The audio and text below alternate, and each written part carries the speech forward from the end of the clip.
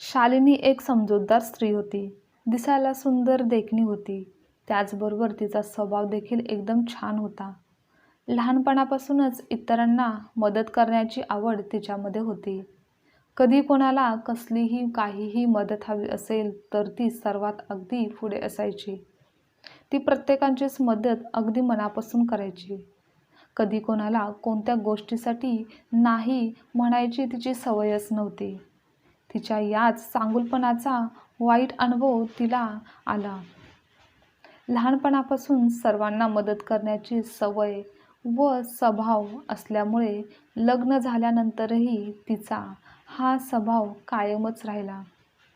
सासरी याच सवयीमुळे तिने कमी वेळेतच सर्व घरातील लोकांची मने जिंकली होती.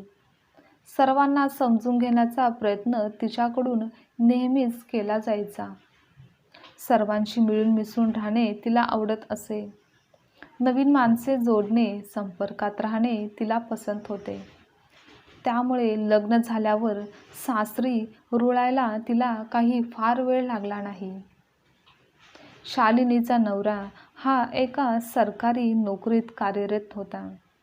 त्याची बदली आता दुसऱ्या ठिकाणी शहरात झाली होती.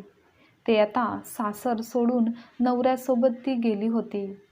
दुसऱ्या ठिकाणी राहायला नवीन ठिकाणी गेली होती. नवीन ठिकाण, नवीन शहरात तिला सुरुवातीला खूप जास्त अवघडल्यासारखे वाटत होते. काय व कसे करायचे हे देखील तिला सुचत नव्हते. पण तिचा स्वभाव पाहता तिला तेथे सेट व्हायला फार दिवस लागले नाहीत. शालिनीच्या रूमसमोर एक जोडपे राहायचे. त्यांना 2 मुले होती. हळूहळू त्याची आणि तिची ओळख निर्माण झाली. शालिनीचा स्वभाव हा बोलका होता. त्यामुळे तेथे पटकन ती सर्वांमध्ये मिसळून गेली. सण समारंभ सर्व काही अगदी सर्वजण एकत्र येऊन साजरे करायचे. शालिनीच्या रूमसमोर राहणारी महिला जिचे नाव सुप्रिया होते, ती नेहमी शालिनीकडून काही ना काही मागायला यायची. आणि शालिनीला आधीपासूनच सर्वांना मदत करण्याची सवय असल्यामुळे ती मनात कधीच कोणता विचार न करता दरवेळेस सुप्रियाला जे काही हवं आहे ती द्यायची. शालिनीच्या याच चांगल्या आणि स्वभावाचा सुप्रिया नेहमीच गैरफायदा घेत होती. मुलांनासुद्धा काही ना काही कारणाने तिच्याकडे ती सोडायची.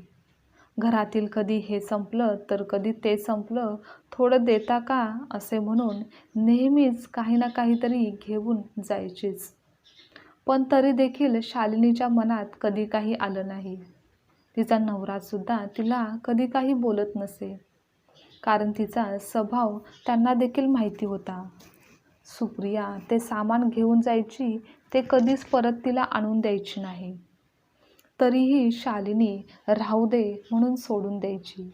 ती त्या गोष्टीचा फारसा विचार करत नसे. पण एके दिवशी शालिनीच्या घरी पाहुणे येतात. नेमकं त्याच दिवशी तिच्याकडे लिंबू संपलेले असतात. तिला सरबत करण्यासाठी लिंबू हवा असतो. आता बाजारातून लिंबू आणायला जाणार कोण? म्हणून ती सुप्रियाकडून लिंबू मागायला जाते. पण तेव्हा सुप्रिया सरळ लिंबू नाही आहे असे सांगून टाकते. आणि मग शालिनी रिकाम्या हातानेच घरी परत येते. आणि मग सरबत बनवण्याचा विचार सोडून ती चहाला ठेवते. चहा घेऊन गप्पा मारून पाहुणे त्यावेळी निघून जातात. आज दुपारी सुप्रिया आपल्याशी जे काही वागते याचा ती आता विचार करू लागते. आणि दुसऱ्या दिवशीच लगेच ती विसरून देखील जाते. नेहमीप्रमाणे तिचे रुटीन चालू असते. पुन्हा दुसऱ्या दिवशी सुप्रिया काहीतरी मागण्यासाठी येते. तेव्हा शालिनीला कालचा घडलेला प्रसंग आठवतो. पण ती राहू दे म्हणून सोडून देते आणि तिला जे काही पाहिजे आहे ते देते. आता असेच काहीच दिवस निघून जातात. एके दिवशी शालिनीची तब्येत अचानक बिघडते. ती आपल्या नवऱ्याला फोन करते. पण नवऱ्याला येण्यासाठी अजून अर्धा तास लागणार होता. त्यामुळे ती फोन ठेवते आणि समोरच असलेल्या सुप्रियाकडे मदतीसाठी जाते. पण आजही नेहमीप्रमाणेच सुप्रिया नकार देते. ती शालिनीची अवस्था पाहून सुद्धा तिला सुप्रिया मदत करण्यासाठी येत नाही. आता मात्र शालिनीला फार जास्त राग येतो. ती त्या रागातच सरळ रागारागाने आपल्या घरी येते आणि थोड्याच वेळात तिचा नवरा देखील येतो. ते दोघे दवाखान्यात जातात. 2-4 दिवसात तिला चांगले छान बरे वाटू लागते. घडलेला प्रकार, सुप्रियाचे वागणे, आत्तापर्यंत सुप्रियाने जे काही केले ते सर्व शालिनी तिच्या नवऱ्याला सांगते. त्यांनाही तिचे हे असे वागणे अजिबातच आवडत नाही. शालिनीला सांगतात की तू सुद्धा आता जास्त तिच्याशी जवळीक साधू नको. तिला फारशी काही मदत करू नकोस. मग शालिनी घरातील साफसफाई करत असते. तेवढ्यात त्या दिवशी सुप्रिया तांदूळ मागण्यासाठी घरी येते. आता शालिनीच्या लक्षात येतं की सुप्रियाने कसे आपल्याला 2दा मदत केली नाही हे आठवून ती सरळ नाही म्हणून सांगते. या क्षणी सुप्रियाला थोडं आश्चर्य वाटतं, कारण याआधी प्रत्येक वेळी शालिनीने तिला मदतच केली असते, पण ती काहीच न बोलता तेथून निघून जाते. शालिनीने आता ठरवलेले असते की यापुढे तिला मदत करायची नाही, कारण शालिनीच्या चांगुलपणाचा फायदा सुप्रिया इतके दिवस घेतच होती. जे शालिनीच्या लक्षात येत होतं, जे शालिनीच्या लक्षात येत नव्हतं. पण जेव्हा शालिनीला मदतीची गरज होती तेव्हा मात्र तिला मदत करण्यासाठी सुप्रिया तयार नव्हती.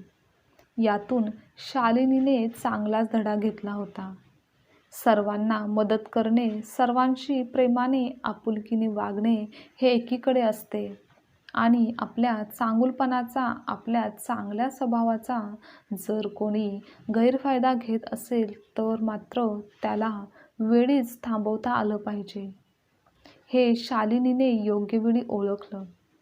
म्हणूनच कधीकधी चांगला शिकवण, धडे मिळण्यासाठी असे प्रसंग उपयोगी पडतात. त्यातूनच माणूस जीवनाचे खरे धडे घेत असतो. आजची कथा तुम्हाला आवडल्यास लाईक, शेअर, कमेंट करा आणि चॅनलवर नवीन असाल तर चॅनलला सबस्क्राईबसुद्धा नक्की करा.